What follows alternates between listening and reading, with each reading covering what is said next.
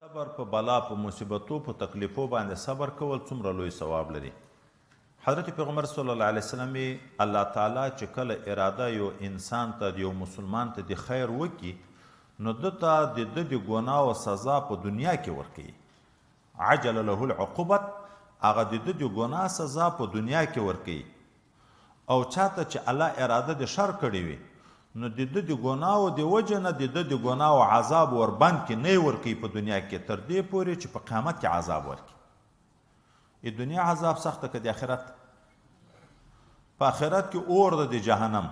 په دنیا کې چې یو مسلمان ته خدای پاک اراده د خیر کړې وي د ګناهو د وجې نه ده ته د اور دومره برخه ورکړي لکه یوه تبه، دغه ګرمایش. نو چې انسان ته نیکعمله انسان ته خدای پاک اراده د خیر وکړي، عقوبت په دنیا کې ورکړي. عقوبت په دنیا کې ډېر اسانه ده، یعنی ګوره د ټول جهنم نه صرف د تبې په انداز باندې. او هغه چاته چې د شر اراده وکړه هغه به ګناوې کوي او ترقي به یې چې عذابونه یې په آخرت کې ډېر سخت شي. دوم روایت کې نبی علیه السلام غټ ثواب د غټ مصیبت په عوض کې ده.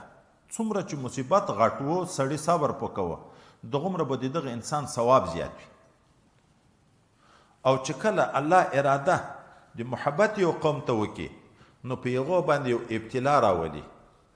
که څوک په دغه بلا د الله راضي شو نو عوض کې الله خپله رضا ورکوي. او که په چا تکلیف راغی د ناراضګي ښکاره کړه، طالب و ملا و مجاهد و صوفي و چې څه تکلیفونه راغله شکایتونه شروع شو ناراضګي، نو خدای م دې وساتي هغه مخکینی مقام یې لاړ شي د لاس نه وځي نو عوض کې سخت وي الله م ورته تر ناراضه شي.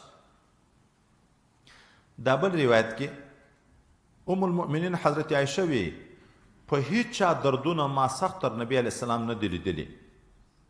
د نورو خلکو چې مثلا 100 درجې طبیعي د ده به لکه 200 درجې طبیعي دومره به سخته وه. دا بل روایت کې راځي چا پیغمبر علیه الصلاة والسلام ته وویلې په کوم انسان سخت تکلیفونه ډېر راځي؟ پیغمبر علیه السلام ورته وویل اول په انبیاو باندې تر ټولو نه سخت تکلیفونه راځي. بیا چې انبیاو ته څوک څومره نږدې وي په دغو باندې تکلیفونه دغومره زیات وي. په هر انسان باندې تکلیف په اندازه د دین د ده راځي. که په دین کې سخت و نو امتحانونه هم سخت وي. که په دین کې کمزوری و امتحانونه هم کمزوري وي. ځکه الله چې د چا د دین د حفاظت اراده وي چې دین د لاس نه ونه وځي، دوست وي، نو تکلیف بیا ډېر نه پراولي. الله علم لري چې دی برداشت نه لري. په انسان باندې تکلیف راځي حتی په مخ د مځکې روان یوه ګناه هم نه یې پاتې، د تکلیفو د وجې نه ټولې ګناوې ختم شي. دا بل روایت کې پیغمبر علیه السلام چې په مسلمان باندې په ځان، په اولاد، په مال کې مختلف تکلیفونه راځي، خو د دغو په برکت کې د الله سره چې ملاقات د کېږي یوه ګناه به هم نه یې پاتې.